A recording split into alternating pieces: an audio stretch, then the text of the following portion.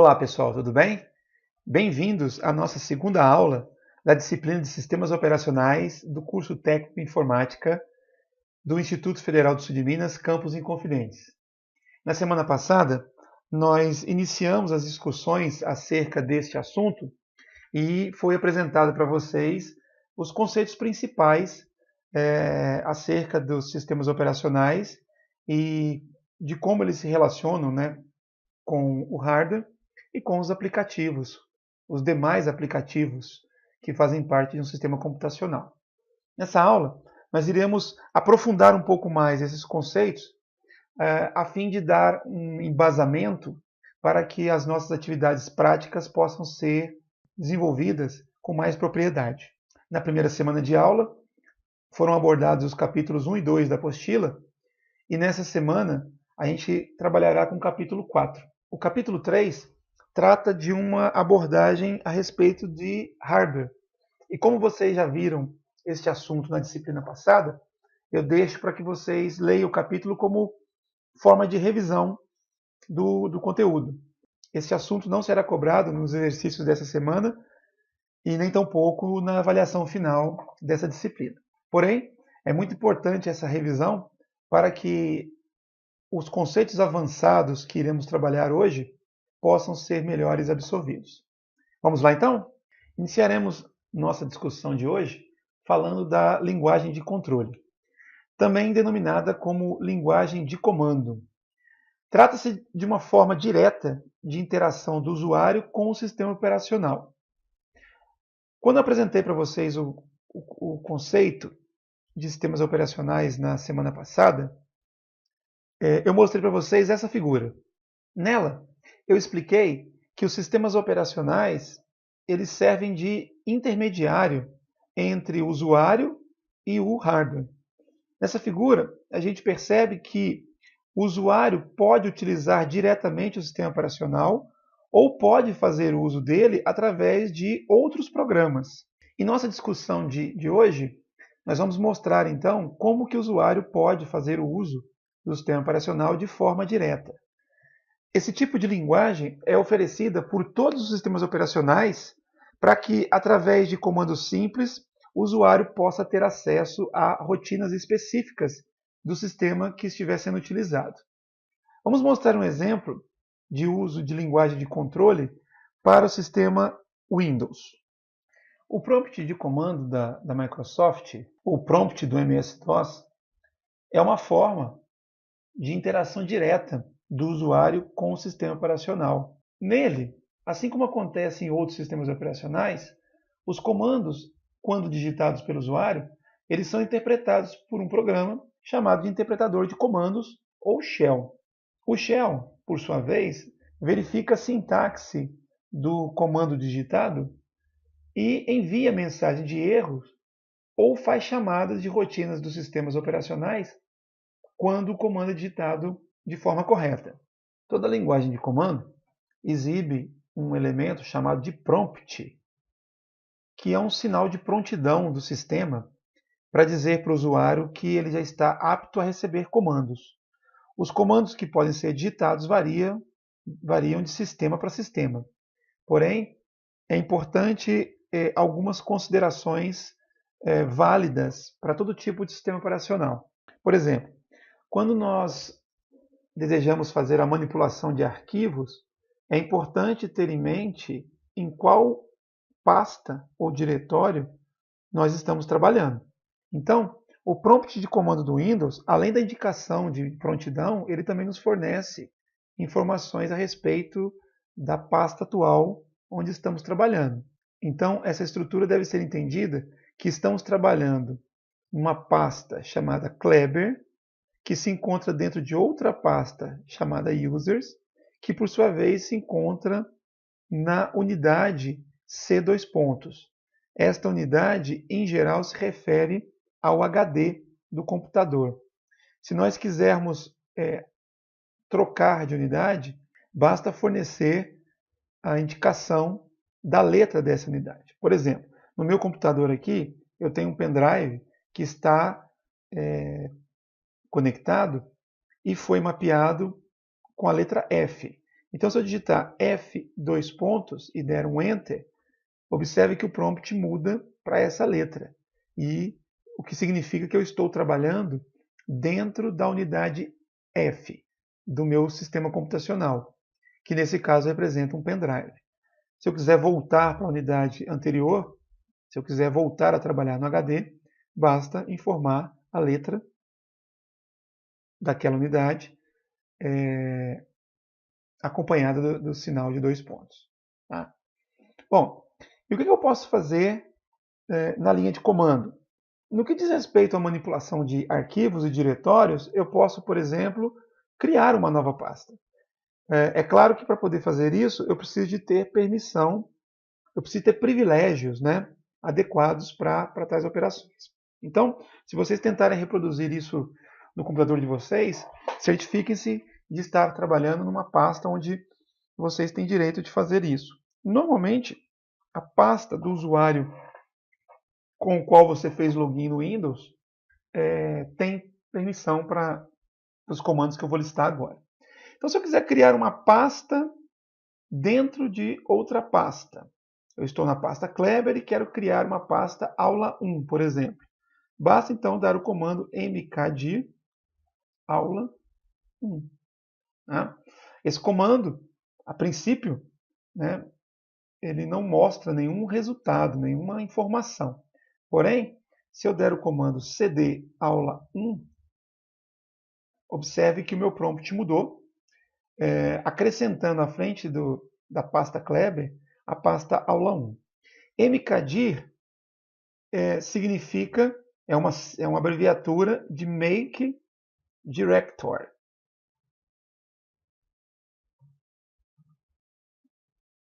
Make Directory, que significa crie um diretório, crie uma pasta.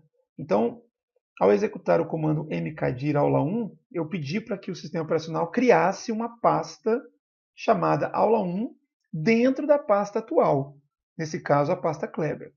O comando cd significa Change Directory. cd significa Change Directory. Ou seja, mude de diretório, mude de pasta. Então, com o comando cd, eu estou dizendo para o sistema operacional que eu quero mudar da pasta Kleber para a pasta aula 1. Se por um acaso a pasta para a qual eu desejo mudar não existir, o comando cd irá retornar uma mensagem de erro. Por exemplo, se eu der um comando cd aula 2, essa pasta não existe nesse local. Então, ao dar um Enter, uma mensagem de erro será exibida. O sistema não pode encontrar o caminho especificado. Essa pasta não existe no caso. Estando em uma pasta qualquer, eu posso pedir para poder visualizar o seu conteúdo, ou seja, os arquivos e pastas que por acaso estejam dentro desta, através do comando dir. O comando dir, então, exibe o conteúdo de um diretório. Ao dar Enter, ele mostra essa saída. Né? Pasta de C, /user, /kleber, /aula 1. 0 arquivos, ou seja, essa pasta não possui nenhum arquivo, exatamente porque ela foi recém-criada. Agora, para que vocês possam perceber a mudança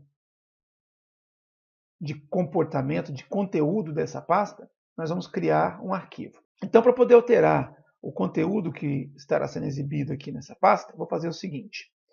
Eu vou pedir para que seja copiado um arquivo que está lá na pasta Kleber para essa pasta aula 1. Eu já sei o nome do arquivo, então eu vou colocar o comando aqui informando o nome adequado. Esses dois elementos que aparecem aqui representam dois diretórios, duas pastas. Por padrão, a pasta com o nome ponto representa a pasta atual. Então, qualquer referência que eu faça à pasta atual, eu posso fazer usando o caminho completo, C, user, Kleber, aula 1, ou simplesmente usar o pontinho, o que facilita muito a construção de alguns comandos. A expressão ponto, ponto se refere também a um diretório, também a uma pasta, mas nesse caso significa representa a pasta pai da pasta atual. A pasta pai é aquela onde a pasta atual se encontra armazenada. Então, para esse caso, ponto representa a pasta aula 1 e ponto representa o pai da pasta aula 1, ou seja, a pasta Kleber. Se eu estivesse dentro da pasta Kleber e fizesse uma referência à expressão ponto, eu estaria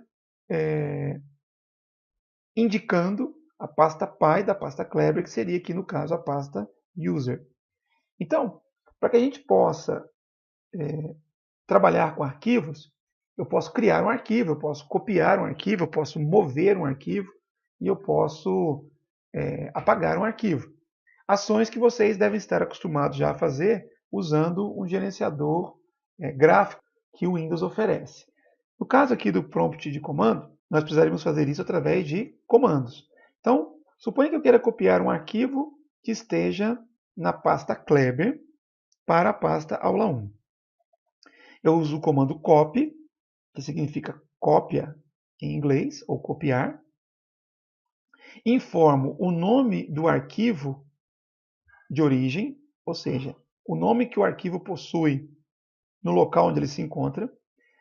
E antes de dizer o nome dele, eu vou informar o local. Eu posso informar esse local através do caminho completo, como eu disse, C, _,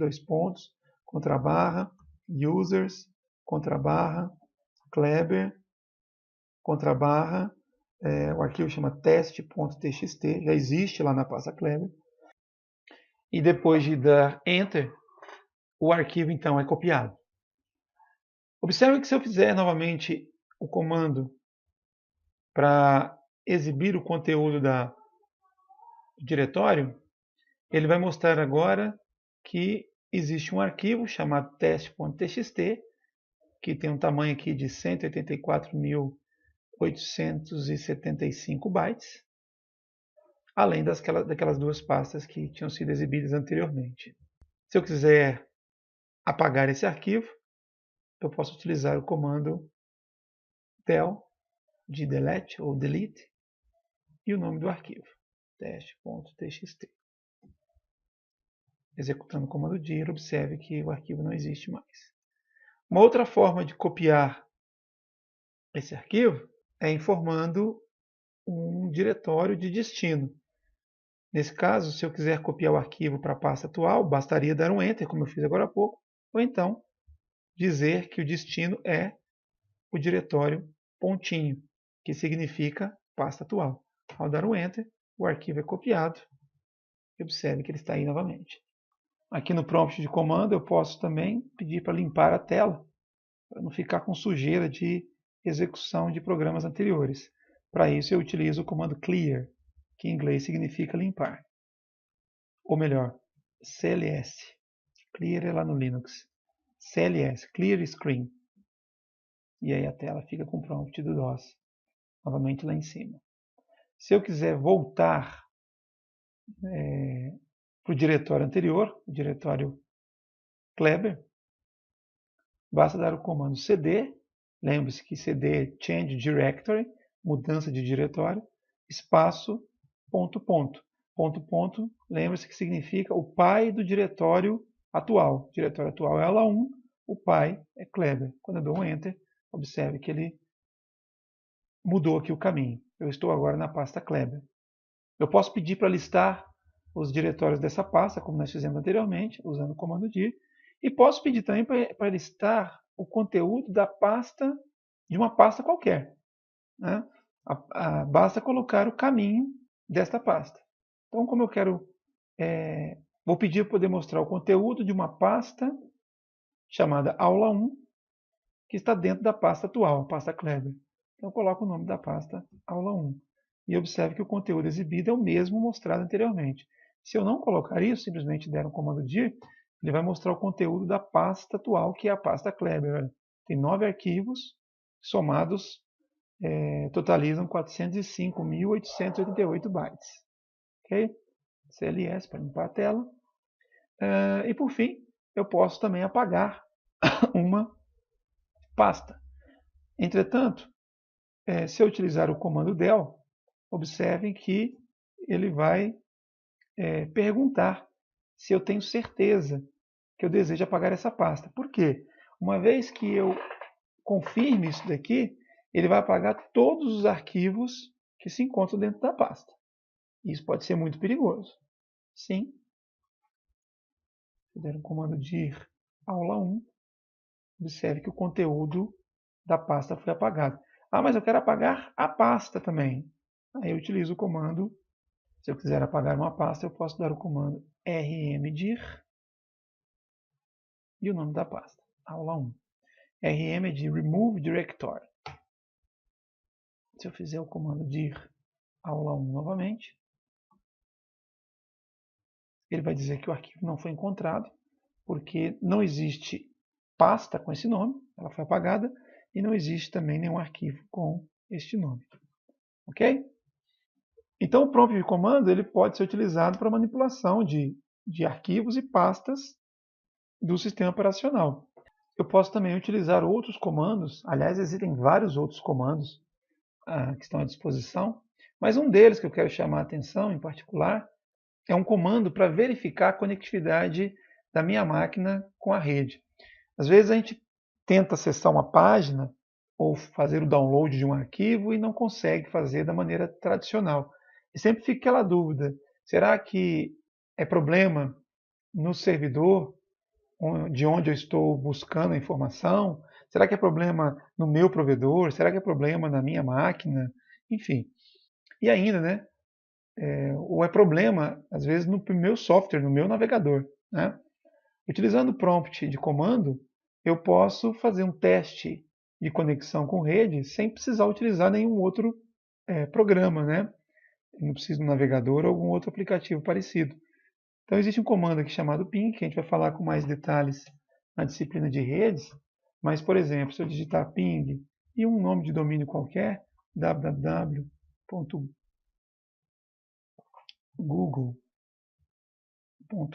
por exemplo, ao dar Enter, ele me mostra se há ou não resposta vinda desse servidor. Né? Observe aqui pela saída que nós temos uma resposta. Esse número que aparece aqui, a gente vai falar sobre ele em outra disciplina. Mas observem que ele está relacionado com o domínio, o endereço da Google que eu digitei. Ou seja, olhando por essa saída, eu posso constatar que eu tenho conectividade com a internet. Se através do navegador isso não está acontecendo, a gente pode atribuir o problema ao aplicativo do navegador. Tá certo? Bom, isso daqui é só uma demonstração do que pode ser feito a partir do prompt de comando de um sistema operacional, como no caso o Windows, que utiliza a interface do antigo DOS. Tá certo? As linguagens de comando evoluíram e ganharam interface gráfica, como vocês podem ver aqui no gerenciador de arquivo do Windows. Observe que eu estou trabalhando na mesma pasta que eu estava agora há pouco no prompt do DOS. Inclusive, se eu clicar aqui, vocês vão perceber que o caminho que aparece é o mesmo que estava sendo exibido lá. C, users, Kleber. E eu posso realizar as mesmas ações realizadas lá, só que agora de maneira gráfica. Então, para criar uma pasta, como vocês já viram, basta clicar aqui nesse botão aqui, nova pasta. A pasta vai ser criada, um nome vai ser solicitado, por exemplo, aula 1, como a gente tinha feito. Enter, e a pasta foi criada. Se eu abrir essa pasta, será exibido o conteúdo dela, está vazia. Na verdade, existem aqueles dois elementos que nós falamos agora há pouco, o ponto e o ponto, que nesse ambiente gráfico são desnecessários. Novamente, se eu clicar aqui, observe o caminho completo, do mesmo jeito como apareceu lá no MS-DOS. Né? Se eu quiser copiar um arquivo para cá, eu preciso localizar esse arquivo e arrastá-lo para essa pasta. Então, por exemplo, se eu voltar aqui um nível e localizar aquele arquivo chamado teste.txt, olha ele aqui, ó, eu posso dar um Ctrl C para copiar, abro a pasta, aula 1, e dou um Ctrl V para poder colar. Observe que esse arquivo tem o mesmo tamanho que nós tínhamos exibido agora há pouco, usando o MS-DOS. Olha aqui o tamanho dele, 184.865 bytes. Esse tamanho aqui em disco, ele é diferente do tamanho real do arquivo por questões da forma na qual o sistema operacional grava as informações no HD. Isso a gente vai falar posteriormente, quando estivermos tratando sobre sistemas de arquivos. Se eu quiser apagar o arquivo, basta apertar a tecla Delete ou botão direito, excluir, e ele será apagado. Se eu quiser apagar, basta. Mesma coisa. Delete ou então botão direito e excluir. Ok? Além de uma linguagem de comando, os sistemas operacionais, em geral, também são compostos por programas de sistema ou utilitários. Esses programas eles fornecem um ambiente conveniente para a execução de uma série de tarefas de uso do computador ou de periféricos específicos. E eles podem ser divididos em 5 categorias. A categoria gerência de arquivos, que é semelhante ao que nós podemos visualizar agora há pouco, né? Utilizando o prompt de comando e o gerenciador de arquivos. Através desses programas de sistema, nós podemos criar, excluir, copiar, renomear, imprimir, listar arquivos e diretórios. Podemos também trabalhar em mídias distintas, como CD, DVD, pendrive, etc. Na categoria informações de status, nós temos programas que exibem informações relativas ao status da máquina ou dos periféricos, como data, hora, quantidade de memória ou espaço de disco disponível, número de usuários conectados, número de documentos aguardando a impressão, etc. Na categoria modificação de arquivos, a gente pode elencar aqui os editores de textos, muitas vezes simples, porém funcionais, que acompanham os sistemas operacionais. Na categoria comunicações, destacam-se aplicativos que permitem criar comunicações virtuais entre processos, usuários e diferentes sistemas de computação.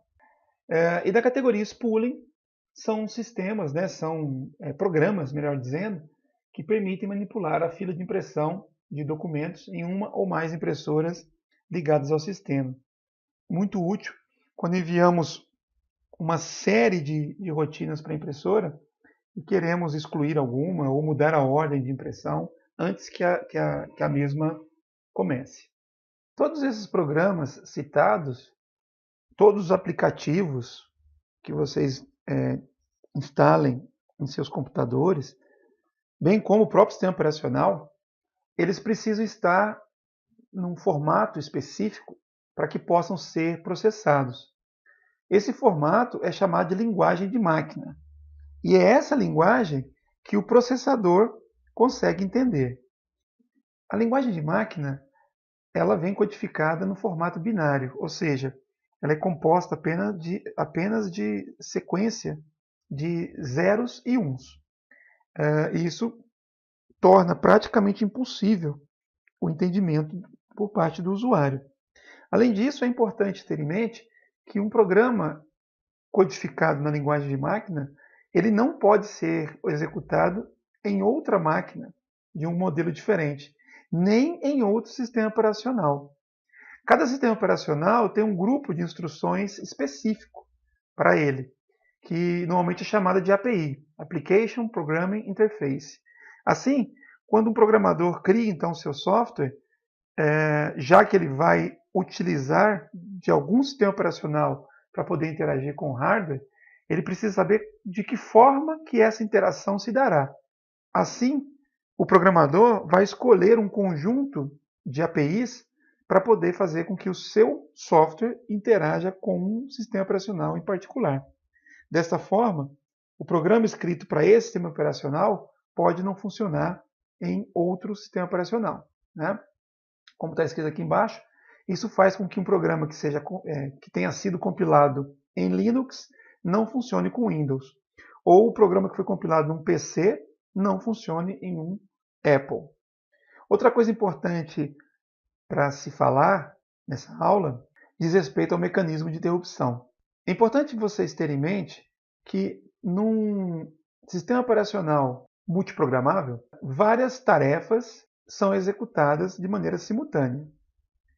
Entre elas, rotinas do próprio sistema operacional, né? Então, imagine que você esteja editando um texto no seu editor preferido e você movimenta o mouse, o que é muito comum. É importante para o sistema operacional capturar esse movimento feito pelo mouse para poder atualizar a seta que é exibida na tela. Então imagine, o seu programa, o seu editor de texto, ele está sendo executado. Ele é dividido em diversas instruções, em diversos comandos, né? Aqui caracterizado por cada uma dessas linhas. Então chega um determinado momento em que algum acontecimento ocorre e que obrigue a interrupção da execução desse programa. O sistema operacional tem a responsabilidade de fazer o controle desse processo. Ou seja, quando a interrupção ocorre, é necessário que algumas ações sejam realizadas para que, após o tratamento dessa interrupção, o programa possa continuar a sua execução como se ele não tivesse sido interrompido. Tá? Então, é importante que todos os dados temporariamente utilizados pelo programa sejam salvos em algum local e depois reestabelecidos, né, recuperados. Então é isso que acontece no momento em que ocorre uma interrupção. O conteúdo dos registradores, o conteúdo relativo ao programa que estava armazenado nos registradores dentro do processador, é salvo na pilha de controle. A pilha de controle nada mais é do que uma estrutura criada na memória do computador, exatamente para poder gerenciar esse tipo de ação. Posteriormente, o sistema operacional identifica a origem do evento. Né? Foi o mouse que foi movimentado, foi uma tecla que foi pressionada, foi um pacote que chegou na placa de rede e precisa de uma atenção imediata. Enfim, o sistema operacional tem que identificar a origem do evento que causou a interrupção, posteriormente obter o endereço da rotina de tratamento daquela interrupção na memória do computador. Né? Para quê? Para poder chamar a rotina apropriada, que nada mais é do que um outro software, um outro programa que foi criado especificamente para cuidar daquele evento. Então, a partir do momento que foi feita a identificação da localização da rotina de tratamento específica, é executada, então, uma série de ações, uma série de comandos para poder cuidar daquele evento. Né? Então, por exemplo, o mouse foi mexido. Então, essa rotina vai fazer com que a seta do mouse mude de posição. Vai fazer com que o monitor, né, atualize a imagem que está sendo exibida para poder mostrar a seta do mouse em uma localização diferente. Terminada essa ação, o sistema operacional restaura o conteúdo dos registradores, né, buscando os dados na pilha de controle, de modo que o programa que estava em execução continue do ponto que parou, né, com os mesmos conteúdos que haviam nos registradores antes da interrupção acontecer.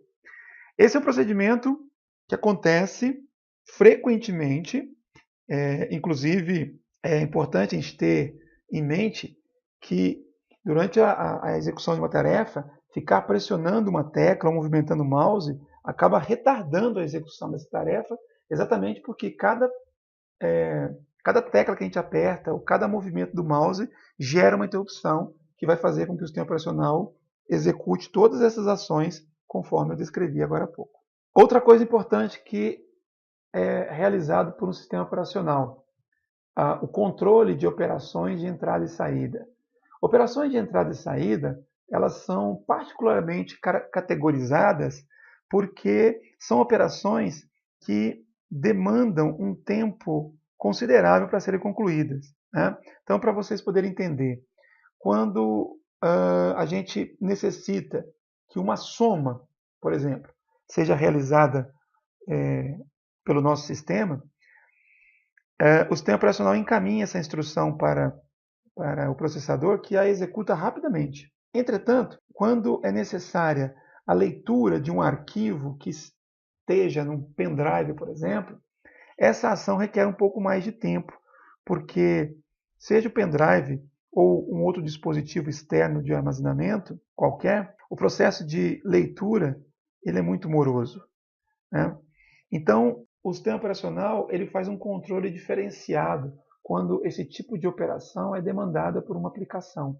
Para que a CPU, para que o processador possa ser utilizado de uma forma mais eficiente, quando a aplicação solicita uma operação de entrada e saída, ela então é retirada do processador e é colocada numa fila de espera, e a sua operação é enviada para um controlador que vai então se encarregar de interagir com o dispositivo de entrada e saída, né? Um HD, um pendrive, uma impressora, né?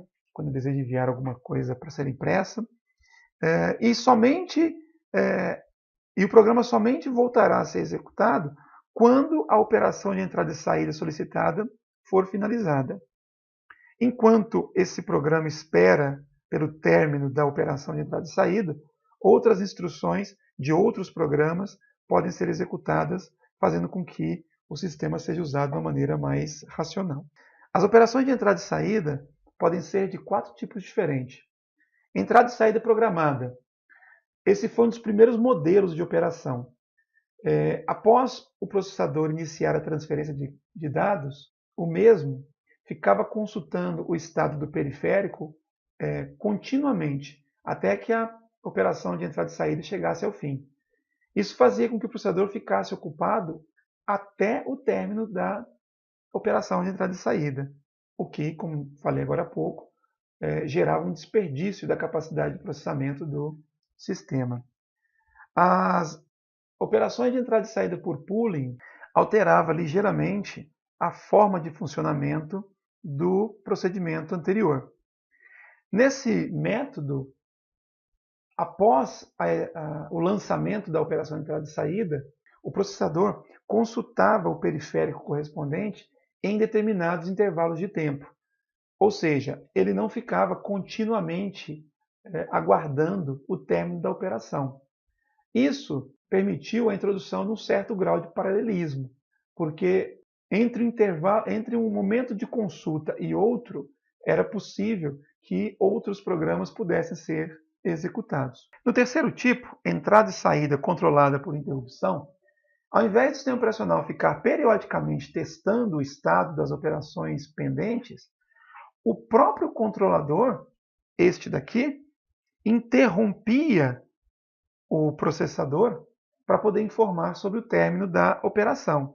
Apesar dessa abordagem ser mais vantajosa em comparação às anteriores, ela ainda apresentava um problema nos casos em que houvesse a transferência de um grande volume de dados, porque dessa forma o processador seria interrompido diversas vezes, reduzindo assim o desempenho do sistema.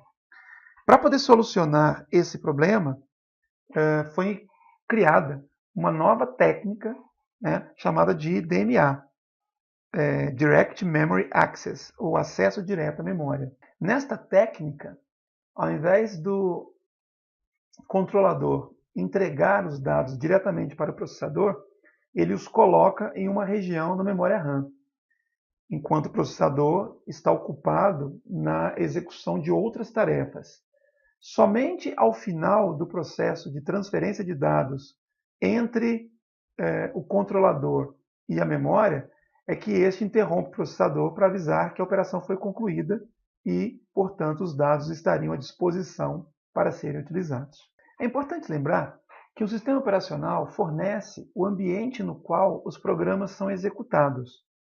Esse ambiente é formado por um conjunto de rotinas que oferecem serviços aos usuários, às aplicações e ao próprio sistema. Esse conjunto de rotinas chamamos de kernel. O kernel é considerado o núcleo do sistema operacional. Conforme vocês podem ver nessa figura, ele é separado dos utilitários que eventualmente compõem o próprio sistema operacional, como nós vimos agora há pouco. Utilitários de gerência de arquivos, utilitários de informação de status, utilitários de comunicações, de spooling, etc.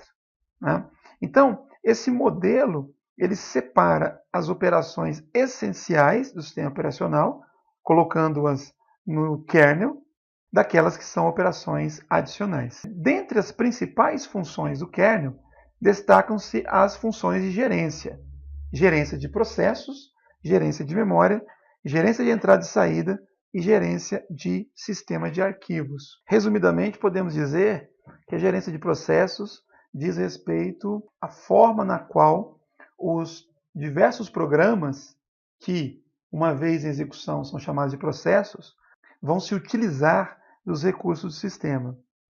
A gerência de memória diz respeito à forma como a memória RAM vai ser utilizada pelos diversos programas que estejam em execução num determinado instante.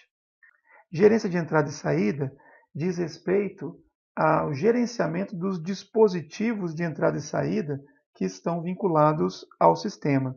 E a gerência de arquivos diz respeito à maneira na qual os nossos arquivos são armazenados, num HD ou em qualquer outro dispositivo de armazenamento. Uma tarefa bastante importante que está vinculada à gerência de processos é o escalonamento. O escalonamento, basicamente, ele diz respeito à política utilizada pelo sistema operacional para poder permitir, para poder fazer com que os diversos programas ou tarefas que estejam em execução utilizem de maneira justa os recursos de hardware que estão disponibilizados para os mesmos. É essa política de escalonamento que diz, por exemplo, que um processo ou um programa que solicite uma operação de entrada e saída deixe que o processador seja usado por outro sistema até que essa operação de entrada e saída seja finalizada. Além disso, a política de escalonamento faz com que haja uma alternância de programas que estejam usando a CPU para nos dar a sensação de que todos estes estejam sendo executados ao mesmo tempo. Por fim, é importante elencar os tipos de serviços comumente disponibilizados pelos sistemas operacionais. Execução de programa, podemos dizer que é o serviço essencial, que é a capacidade de carregar um programa na memória para poder executá-lo. Operações de entrada e saída, que é o serviço através do qual o sistema operacional fornece os meios para poder realizar tais operações. Manipulação do sistema de arquivos, as atividades de leitura, escrita, criação, exclusão de arquivos devem todas ser gerenciadas pelo sistema operacional. O serviço de comunicação, onde um processo que precise trocar informação com outro, assim proceda de forma controlada pelo sistema operacional. O serviço de detecção de erros, os erros podem acontecer em qualquer hardware, em qualquer tipo de hardware, na CPU, na memória, nos dispositivos de entrada e saída e até mesmo no programa do usuário. Para cada tipo de erro, o sistema operacional deve tomar a medida adequada para garantir o funcionamento correto e consistente, e não simplesmente travar. Além destes, nós podemos destacar outros 3 serviços que não estão diretamente voltados para o usuário, mas que servem para garantir a operação eficiente do sistema em si. São a alocação de recursos, serviço através do qual o sistema faz a alocação dos recursos necessários para cada um dos processos que estão em execução, a contabilização, que diz respeito ao registro de estatísticas a respeito do uso do sistema, e o serviço de proteção, que garantem que um processo não interferirá na área de outro processo. Por exemplo, quando nós temos 2 ou mais processos em execução, ambos utilizando a memória RAM, é importante que a área usada por um não seja utilizada por outro. a menos que haja necessidade da troca de informações através da memória. Assim, nós chegamos ao final de mais uma aula, onde nós pudemos aprofundar alguns conceitos relacionados aos sistemas operacionais. Como eu disse no início, este assunto é tratado na apostila no capítulo 4, o qual eu recomendo fortemente a leitura. Quaisquer dúvidas que vocês tiverem, como vocês estão acostumados, basta postá-las no fórum de dúvidas ou enviar mensagem através da plataforma. Espero que tenha sido útil mais uma vez essa aula e nos vemos na próxima semana. Um abraço.